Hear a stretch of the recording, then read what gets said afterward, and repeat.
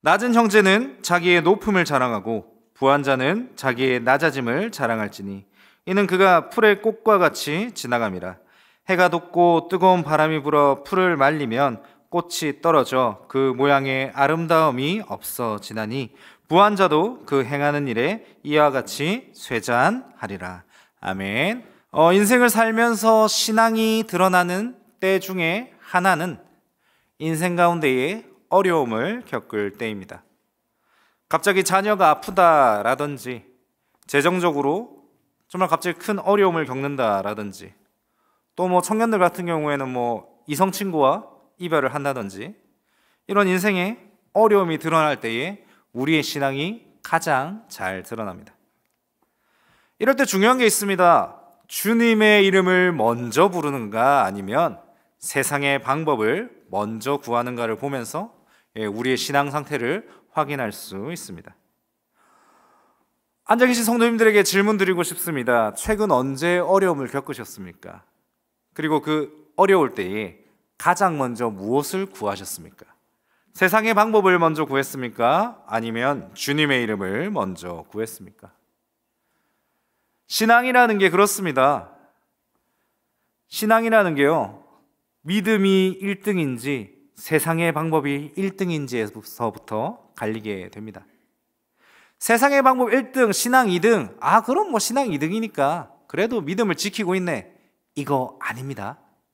신앙이 무조건 먼저가 돼야 됩니다. 우상이라는 것도 그렇지 않습니까? 내가 우상 1등하고 하나님 2등 하겠습니다. 이번 주에는 다음 주에 내가 다시 하나님 1등 하겠습니다. 이거 안 됩니다. 신앙이 무조건 1등 해야 합니다. 믿음을 저 멀리 두는 게 아니고 1등인지 아닌지 그걸 구분하는 게 신앙이 아닙니다. 그게 중요한 게 아니다라는 겁니다. 우리 인생 가운데에 많은 시험이 올 때가 있습니다. 우리 머리로는요 잘 알고 있습니다. 하나님 찾아야지, 하나님의 이름 불러야지, 머리로는 잘 알고 있는데요, 아는 걸로 끝나는 게 아니라 진짜 그렇게 살고 있습니까? 라고 본인에게 스스로 질문할 수 있어야 합니다. 오늘 함께 나눌 말씀의 제목을 그대들은 어떻게 살 것인가 라는 제목으로 지어보았습니다. 이게 어디서 나왔냐면요, 일본 감독계의 거장이라는 미야자키 하야오라는 감독이 있습니다. 이분의 최근 작품의 제목이 그대들은 어떻게 살 것인가 입니다. 이 영화의 결론만 말씀드리자면, 나는 이렇게 애매모호한 인생을 살았는데 영화를 본 그대들이요, 그대들은 어떻게 살 겁니까? 라는 질문을 던지는 내용입니다. 성도님들께 똑같이 여쭤보고 싶습니다. 성도님들은 어떻게 살고 싶으십니까? 그대들은 어떻게 살고 싶으십니까? 그리스도인답게 주의 이름을 붙잡고 살아가야 하는 그거 사실을 알고 있는데, 머리로는 아는데, 다시 한번 더 여쭤보고 싶습니다. 어떻게 살고 싶으십니까? 먼저 오늘 본문을 기록했던 야고보는 어떤 인생을 살기를 원했을까요? 먼저 야고보서를 기록한 야고보는요, 예수님의 친형제이자 예루살렘 교회의 리더였습니다. 그리고 그러한 야고보의 어린 시절을 한번 떠올려 보겠습니다. 예수님께서 사역하시기 전의 직업은 목수이셨습니다. 당시 시대와 문화상 부모님의 직업을 이어받는 일이 다반수였을 것입니다. 그렇게 요셉 또한 목수였을 것이고 그의 가족들 또한 목수의 일을 하였습니다. 또한 나사렛이라는 작은 동네에서 목수를 하였기 때문에 재정적으로 넉넉하지는 못하였을 것입니다. 예수님의 형제들이 마태복음 13장에 등장한 것처럼 남자 형제들만 적어도 4명이 있었습니다. 마치 예전에 드라마 중에 6남매라고 있었습니다. 기억하실지 모르겠는데요, 단칸방에서 이 6남매와 생활하는 가정, 그런 게 예수님의 가정이었지 않았을까 많은 학자들이 추측하였습니다.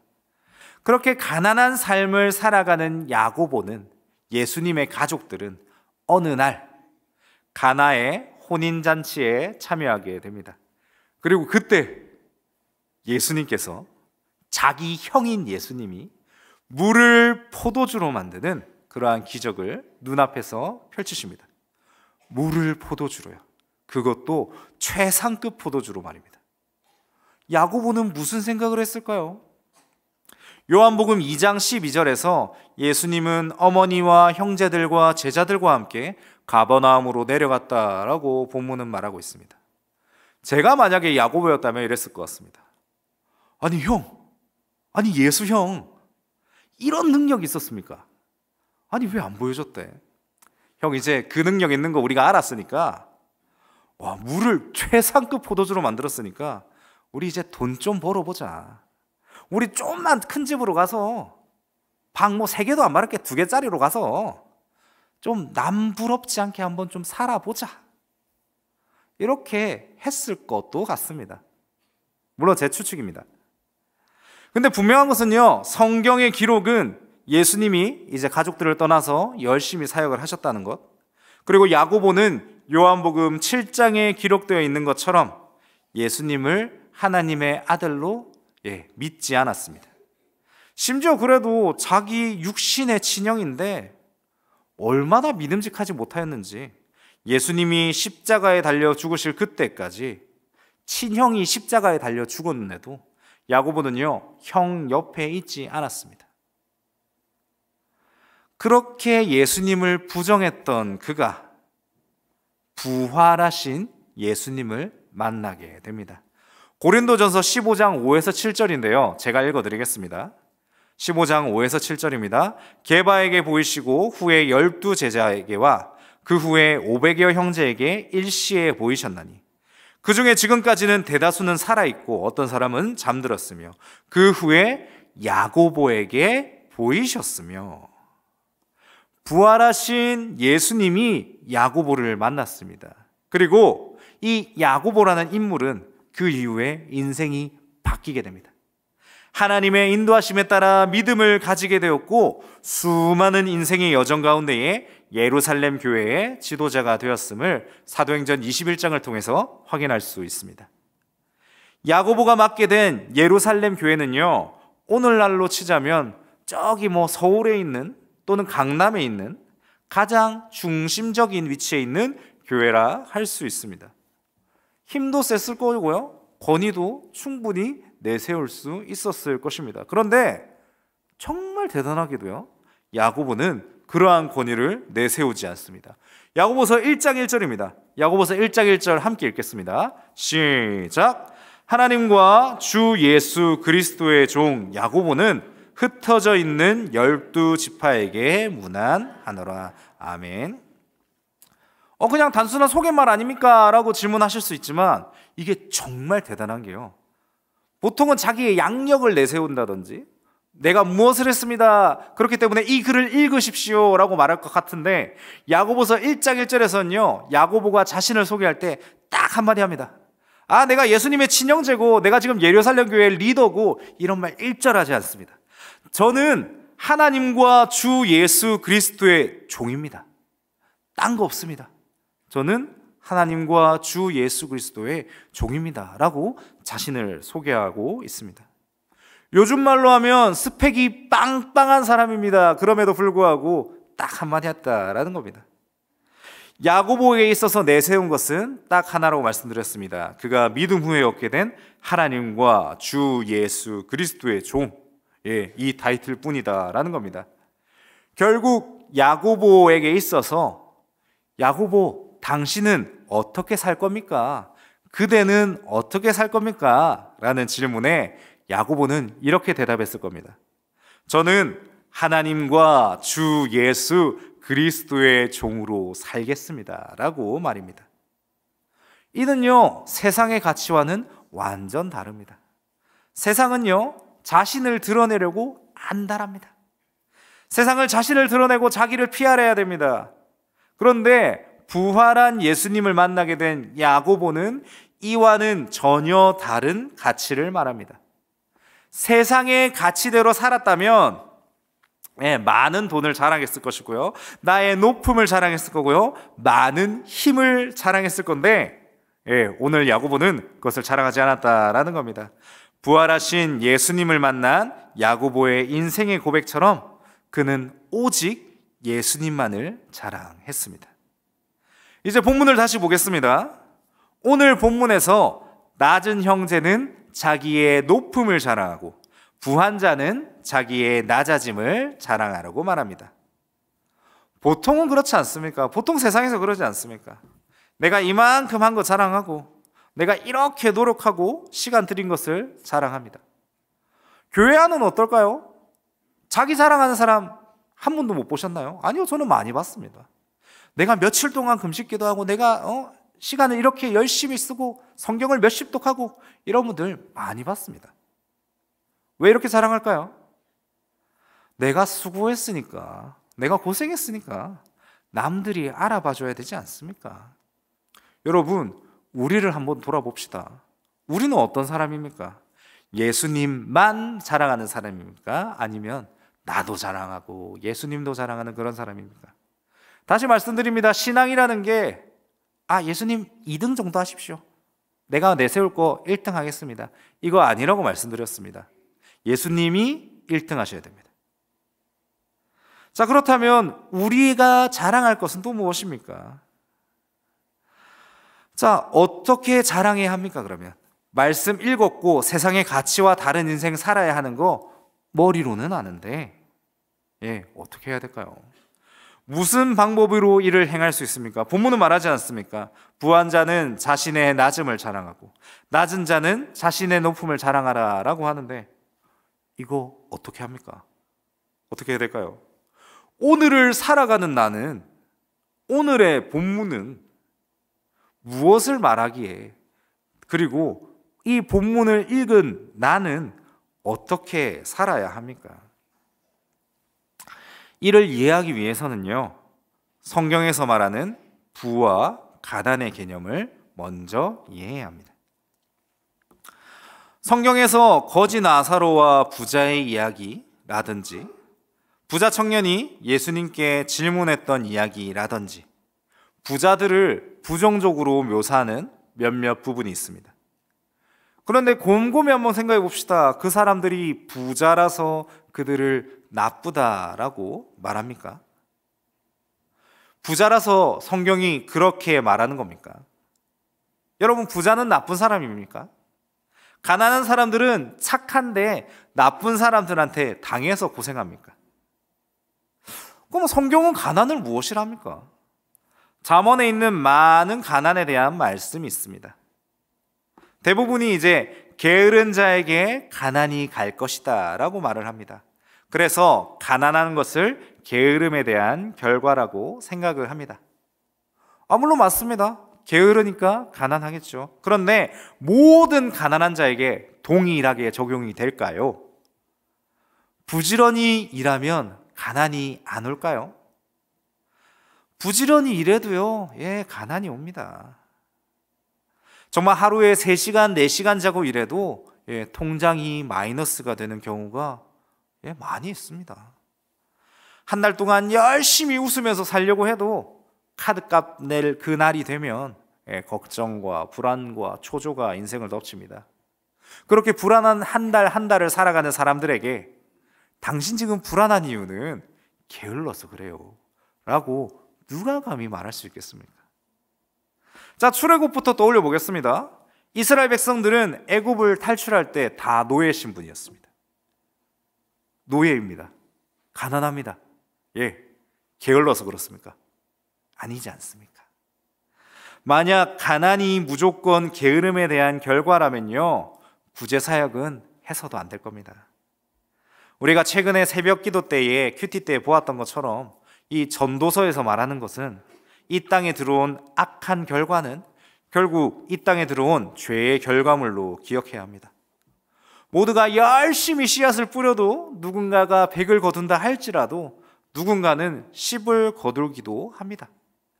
가난을 무조건 게으름의 결과로 말해서는 안 됩니다. 자, 그럼 다시 부를 봅시다. 부하면 무조건 복입니까? 부하면 무조건 하나님이 은혜 주신 겁니까? 부하면 어려운 일 안 겪나요? 좋은 직장, 대기업에 취직하면, 서울대 가면 인생의 어려움이 끝나나요? 예, 그렇지 않습니다. 우리가 먼저 기억해야 할 것은요, 이 세상이 말하는 가치와 성경이 말하는 가치가 다르다라는 겁니다. 먼저 기억해야 할 것은 세상의 가치로 보았을 때 부한 것은 복이라 할 수 있습니다. 세상의 가치로 봤을 때는요. 하지만 성경이 말하는 가치는 부한 것은 복이다라고 말하지 않는다라는 겁니다. 또한 가난한 것 또한 죄의 결과가 아닙니다. 그러면 도대체 부한 것이 뭐고 가난한 것이 무엇입니까? 라는 질문에 대한 답은요, 부한 때가 있고요, 가난한 때가 있어요. 전도서 3장에서 수많은 때를 말하지 않습니까? 살다 보면요, 부할 때도 있고요, 가난할 때도 있습니다. 제가 전도사 시절 때요, 대학원 전도사 시절 때요, 이제 동기들이 이제 사례비를 이만큼 받아온다라는 사실을 들었습니다. 제가요, 별명이요, 100만 대장군이었습니다. 왜 그러냐면요, 100만 원 사례 넘게 받는 사람이 저밖에 없었습니다. 그래서 별명이 100만 대장군이었습니다. 그만큼 이제 적게 받습니다. 근데 진짜 하나님 나라와 영광을 위해서 저희 동기들이 열심히 사역했거든요. 근데 그 가난한 때가 있고, 또 제가 지금 모두민족교회 와가지고 정말 감사하게도 충분한 사례를 그렇게 받고 있습니다. 그래서 때로는 아기가 치킨을 먹고 싶다 하면은 걱정 없이 치킨을 사주기도 합니다. 너무 감사하죠. 힘든 때도 있고요, 부한 때도 있습니다. 성경이 말하는 것은요, 모든 때가 있다라는 겁니다. 그리고 이 모든 때는요, 하나님이 주시는 때이며, 또한 이 모든 때에 하나님께서 시험을 더하여 주신다라는 겁니다. 가난할 때도요, 하나님의 시험이 있고요, 부한 때에도요, 하나님의 시험이 있습니다. 적당히 버는 그때에도요, 하나님이 시험을 주십니다. 무슨 말이냐면 결국 이 모든 때는 하나님의 시험이 있다라는 겁니다. 얼마 전에 이제 저희 와이프랑 오늘의 본문을 이제 준비를 하면서 이런 얘기를 했는데, 그러면 나는 부한 시험만 받았으면 좋겠다, 이런 얘기도 하더라고요. 사실 그렇죠. 부하고 싶죠. 이왕 받을 거 부한 거 받고 싶은데, 하나님께서는 하나님이 원하시는 지금 가장 맞는 그 시험을 하나님께서 우리들에게 선물해 주셨습니다. 그러면 이 시험은 어떻게 해야 됩니까? 방금 처음 말씀드린 것처럼 믿음이 제일 먼저 와야 됩니다. 그러니까 정리를 하자면요, 가난한 이때에 믿음을 잃어서는 안 됩니다. 부한 때에도 믿음을 잃어서는 안 될 겁니다. 가난한 때에도 하나님을 먼저 찾고요, 부한 때에도요, 하나님을 먼저 찾아야 됩니다. 그러한 시험을 오늘 하나님이 주시는 겁니다. 10절 후반절부터 11절까지 읽겠습니다. 이는 그가 풀의 꽃같이부터 읽어보겠습니다. 시작. 이는 그가 풀의 꽃과 같이 지나감이라. 해가 돋고 뜨거운 바람이 불어 풀을 말리면 꽃이 떨어져 그 모양의 아름다움이 없어지나니 부한 자도 그 행하는 일에 이와 같이 쇠잔하리라. 아멘. 오늘 야고보는 이사야서 40장의 말씀을 인용하면서 이러한 부하고 가난한 것이 한때다라고 분명하게 말합니다. 자, 그렇다면 이제 무엇을 자랑해야겠습니까? 낮은 형제가 자랑할 자기의 높음은 무엇이며 부한 자가 자랑할 자기의 낮음은 무엇입니까? 무엇일까요? 아니, 누구일까요? 자, 여러분 저를 따라해 보시겠습니까? 예수 그리스도. 다시 한번 따라하겠습니다. 예수 그리스도. 낮은 형제가 자랑할 자기의 높음은 예수 그리스도이며 부한 자가 자랑할 자기의 낮음 또한 예수 그리스도입니다. 내가 가난한 이때, 내가 또 부한 이때 우리가 자랑할 것은 오직 예수 그리스도 한 분임을 기억해야 할 것입니다. 한 가지 예를 들어보고자 합니다. 제가 교회 청년 한 명한테 5,000원짜리를 딱 주면서, 누구야? 우유 1리터짜리 하나만 사주고 남는 거 수고했으니까 너 가져. 고생했다. 이러면서 5,000원짜리를 딱 줬는데 제가 못 봤는데 알고 보니까 이게 5만 원짜리였습니다. 자, 그러면 질문 드리겠습니다. 이 청년은 저를 사랑했을까요? 5만 원짜리를 사랑했을까요? 물론 저도 사랑받을 자격이 있는 건 알지만 이번 경우에는 아마 그 청년의 사랑은 돈이었을 겁니다.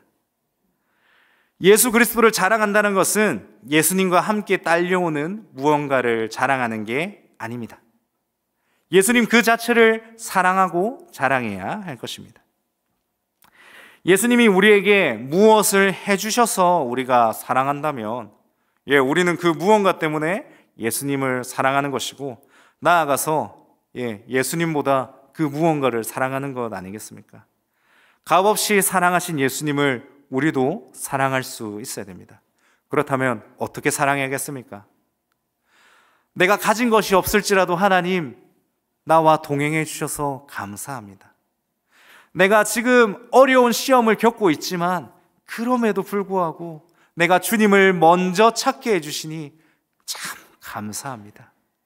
부활 때도 마찬가지겠죠. 하나님, 내가 많은 시험을 겪고 있습니다. 내가 돈 때문에 정신이 없고 이 부한 상황 때문에 내가 지금 마음이 매우 혼란스럽지만 그럼에도 불구하고 주께 기도할 수 있어서 감사합니다. 이러한 고백이 우리의 고백이 되어야 할 줄로 믿습니다. 사랑하는 성도 여러분, 이제 말씀을 정리하고자 합니다. 오늘 본문을 통해서 야고보는 낮은 형제는 자기의 높음을 자랑하라고, 부한 자는 자기의 낮아짐을 자랑하라고 합니다. 말씀드린 것처럼 살면서 많은 때를 겪습니다. 부한 때도 겪고요, 가난한 때도 겪고요, 기쁠 때도 겪고요, 슬플 때도 겪고요. 하지만 우리가 자랑해야 할 것은 그 때를 자랑하는 것이 아니라 그 때 가운데서도 우리와 동행하시고 우리를 지켜주시는 살아계신 그 예수 그리스도 한 분만을 자랑해야 될 줄로 믿습니다. 때를 사랑하지 마십시오. 그 때와 동행하는 하나님을 바라보십시오. 가난하든 부하든 우리를 높이시고 낮추시는 예수 그리스도와 동행하며 나아가는 우리 사랑하는 모든 민족교회 성도님들 되시기를 간절히 소망합니다.